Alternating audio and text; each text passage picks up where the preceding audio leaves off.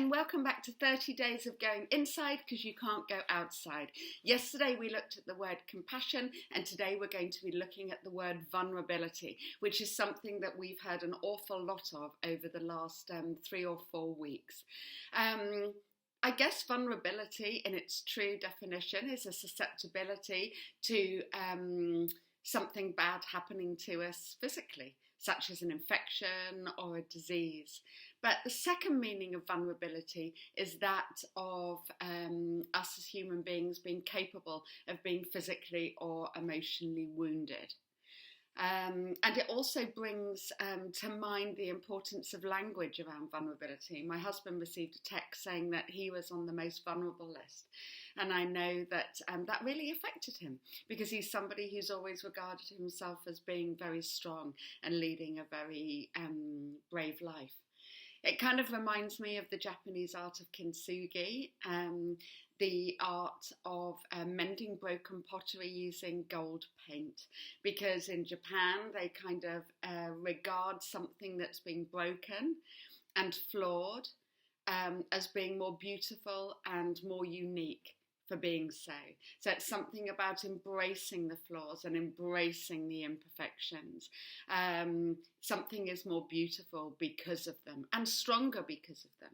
If only we were able to take the same view of mental health and how we are all effectively vulnerable, because being vulnerable equals being human, but how we are all a little bit broken. And if we avoid flaws, and if we avoid imperfections, then we avoid life. Brené Brown has done so much amazing research on vulnerability, and I thought we'd do a little whistle-stop tour of the main points that I get from her talks and from her research. She talks a little bit about vulnerability as being something that we have to go through before we get to courage. And she regards vulnerability as being the greatest and most accurate scientific measure of courage. So vulnerability is courage, the courage to show up. And that kind of brings me to the first thing that I get from her research, and that is that it's not the critic that counts. It's really easy to judge somebody who is living a brave life. It is easy to judge somebody who's standing in the arena, being brave enough to show up, be seen, be really seen, flaws and all, and unaware of the outcome, but still willing to step into the arena.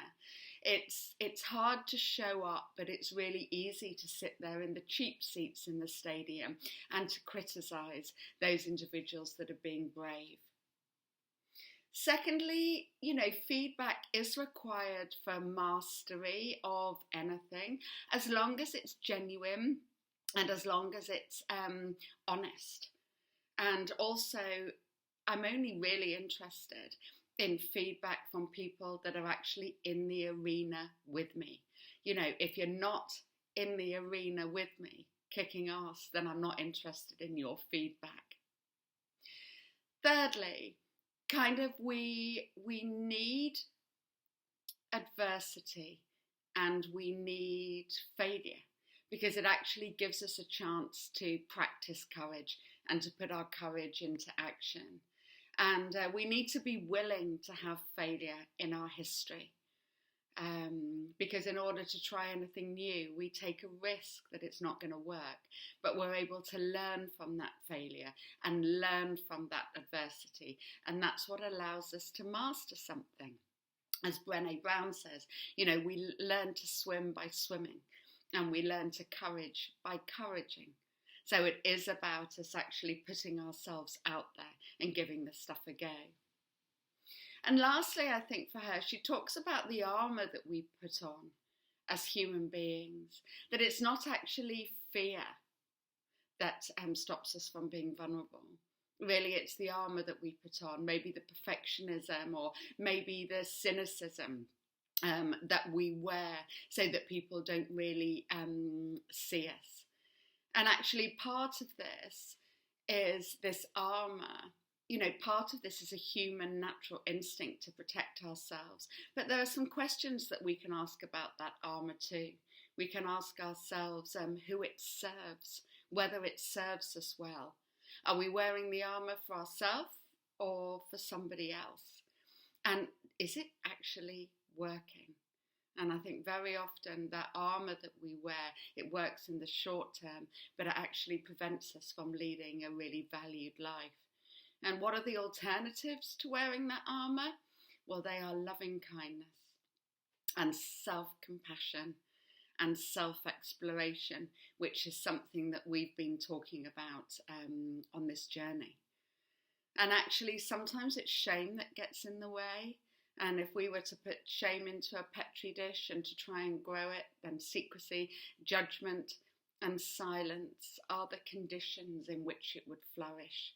So this is all about courage, the willingness to be brave, to take part, to be active in life, as opposed to sitting on the outskirts criticising other people. And kind of, if we can replace wearing an armour with sort of like some curiosity around our internal worlds, then actually we go some way to putting less energy into maintaining that armour. Fundamentally, vulnerability is the key to connection. We don't actually seek to make friends with people that are perfect. And actually, our instinct to kind of see perfection as something that is not a great trait is probably a very wise instinct. We don't trust perfect. We don't look for perfection in others. We actually seek out others who are also willing to be brave and courageous, who are flawed and who are vulnerable too. Look at our superheroes. The fact that they're so relatable is because they are fundamentally so flawed. They're not perfect. And finally, I just wanted to leave you with Brené Brown's quote, which I really love, which is around, "You are imperfect. You are wired for struggle, but you are worthy of love and belonging." Many thanks, and I guess my challenge for today is to really think about that kind of growth mindset, the idea of us embracing failure and being willing to have it in our history, because without failure we don't get to master something. So maybe take a moment today to reflect to something that you've done in your life and it hasn't gone well the first time, and how you've been able to use that learning to approach it a second time with maybe a little bit more wisdom. Really look forward to seeing you tomorrow, and tomorrow we're going to be looking at a grounding exercise. So I look forward to seeing you then. Take care. Bye.